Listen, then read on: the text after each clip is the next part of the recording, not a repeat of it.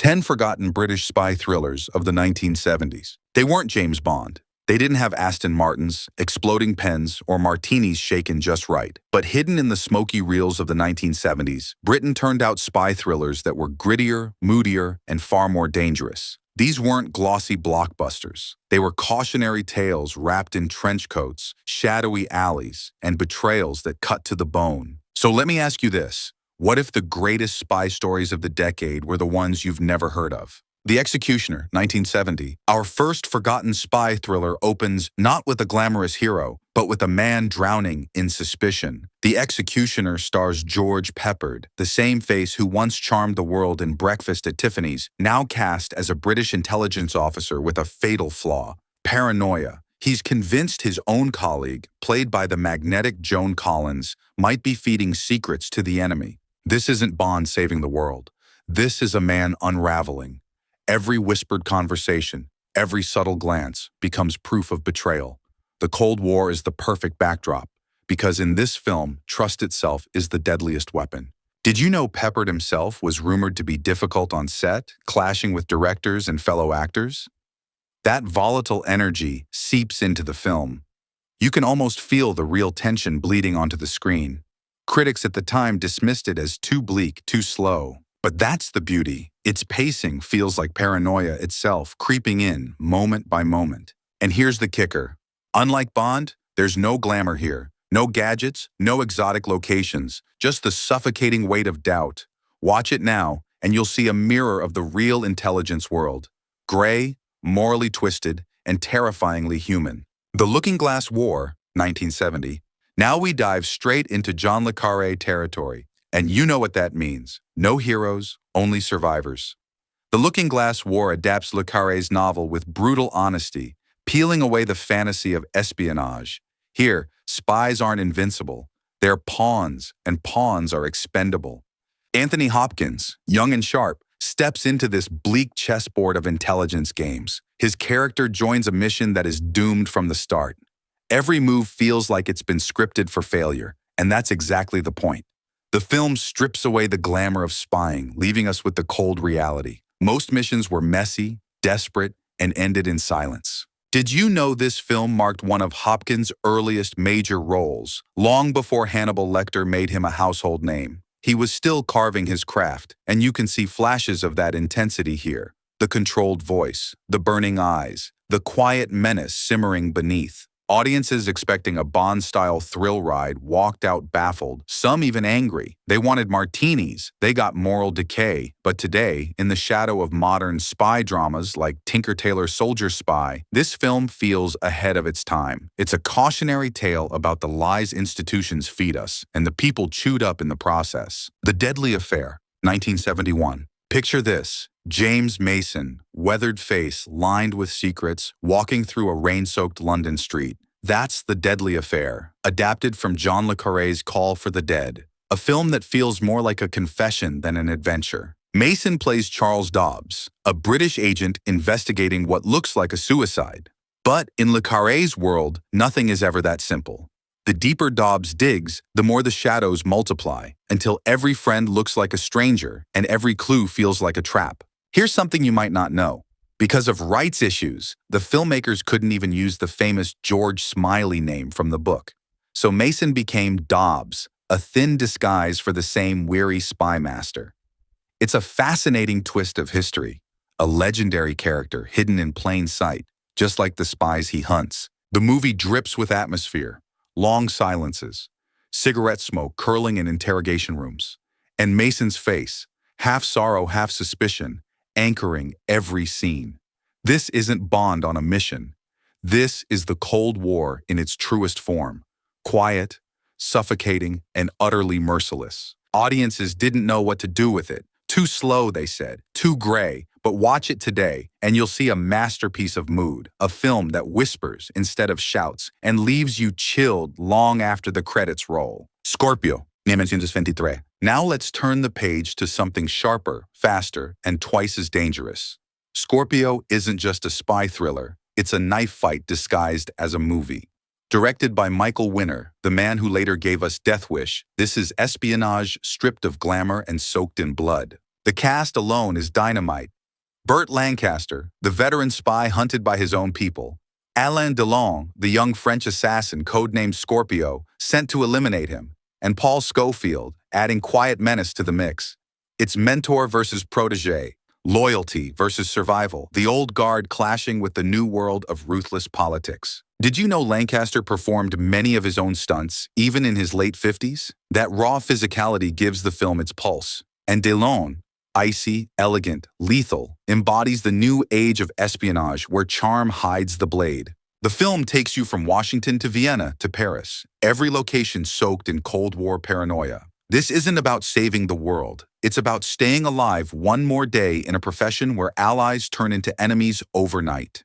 Critics shrugged at the time, but look closer. Scorpio is a bridge between eras. The romantic spy thrillers of the 60s were fading, and the cynical realism of the 70s was rising. Lancaster's weary eyes tell the whole story. The world he knew is gone, and the one replacing it is colder than ever. The Black Windmill, 1974. If you only know Michael Caine as the smooth operator in the Ipcress file, then brace yourself. The Black Windmill takes that cool spy veneer and crushes it under the weight of personal betrayal. Caine plays Major John Tarrant, a British agent whose son is kidnapped by ruthless criminals demanding top-secret information as ransom. The brilliance of this film is how it rips away the safety net.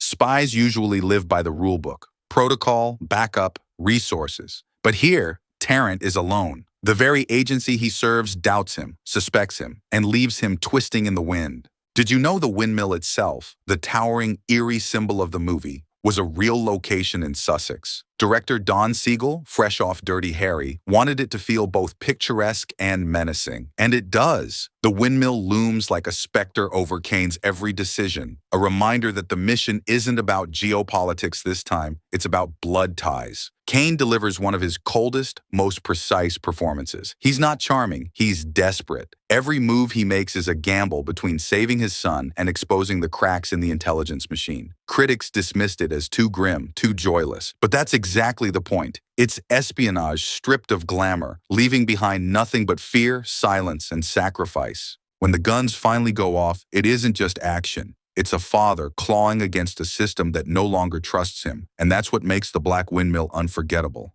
The Internecine Project, 1974. If you thought espionage was about loyalty and brotherhood, this movie will burn that idea to ashes. The Internecine Project is pure noir, cold, clinical, and ruthless.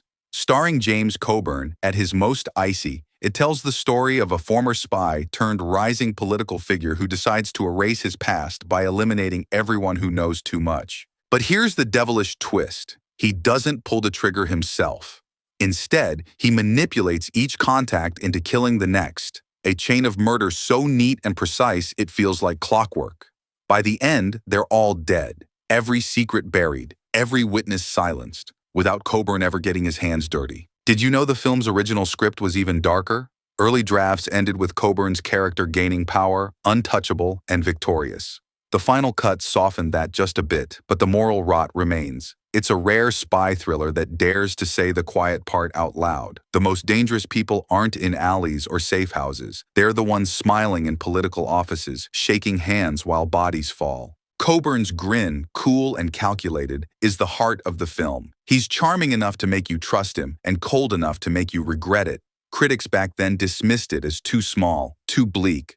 But watch it now, and it feels like a prophecy. The idea that power is built not on ideals, but on corpses no one wants to count. The Internecine Project doesn't just whisper paranoia, it screams it, then leaves you staring into the void. Villain, 1971. Now, you might be wondering, why does Villain make the list? After all, it's usually shelved as a gangster film, but look closer and you'll see the DNA of a spy thriller pulsing through its veins. Richard Burton, in one of his grittiest performances, plays Vic Dakin, a ruthless London crime boss who finds himself entangled in schemes that brush dangerously close to the intelligence world.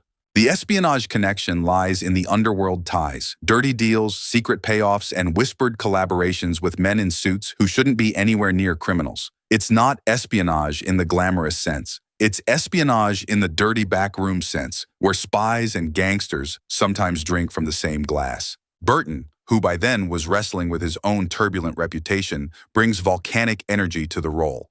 Did you know he based parts of Dakin's mannerisms on real-life East End gangsters he quietly observed? It's there in the stare, the clipped speech, the sudden violence. Audiences expected Shakespearean grandeur from Burton. Instead, they got a snarling, dangerous performance that blurred the line between underworld crime and covert power games. While the film was marketed as a gangster flick, its paranoid undertones, who's watching, who's listening, who's pulling the strings, make it a forgotten spy-adjacent thriller that deserves a second look. The Macintosh Man, 1973. When Paul Newman put on a British accent, audiences didn't quite know what to make of it. But that's exactly what makes The Macintosh Man so intriguing. Directed by John Huston, this espionage thriller takes Newman out of Hollywood glamour and drops him into the gray, suspicious world of Cold War Britain. He plays Joseph Reardon, a convict who might not be what he seems. Sent to prison as part of an undercover operation, Reardon is thrown into a tangled web of double agents, political betrayals, and a shadowy mastermind known only as Macintosh. Nothing here is straightforward. Every ally might be an enemy, and every deal might be a trap. Did you know Newman actually struggled with the clipped British cadence, often slipping back into his natural American rhythm?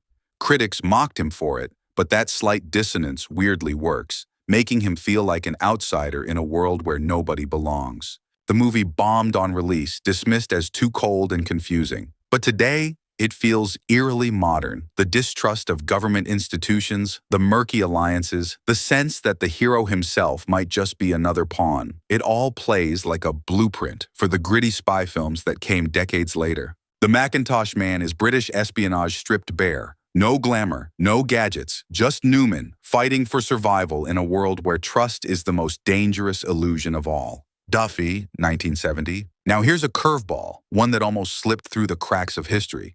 Duffy isn't your typical spy thriller. It's a caper draped in bright colors, cool vibes, and then smudged with espionage fingerprints. James Coburn, all swagger and sideburns, plays a hippie-styled adventurer hired for what seems like a straightforward heist. But the deeper he goes, the more the job twists into a labyrinth of deception, betrayal, and shadowy agendas. Why does this film matter? Because British cinema in the late 60s and early 70s was restless, caught between swinging London cool and Cold War paranoia. Genres bled into each other. Crime films wore the mask of spy thrillers, and spy stories borrowed from heist movies. Duffy is a time capsule of that creative experimentation, playful on the surface, but dark underneath. Here's a gem of trivia. Coburn was on record as being tired of Bond imitations. He wanted no part of watered-down espionage adventures. And yet, Duffy slyly tricks him, and us, into walking right back into spy territory. Only this time, it's disguised as a romp, complete with exotic settings, quick banter, and double crosses that sting like daggers. Audiences didn't buy it. Too odd, too in between, they said. But today, that's its charm.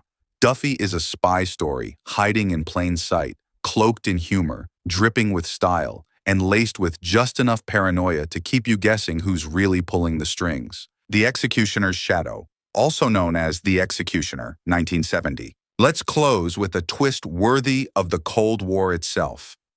Remember The Executioner, the George Peppard-led thriller we opened with?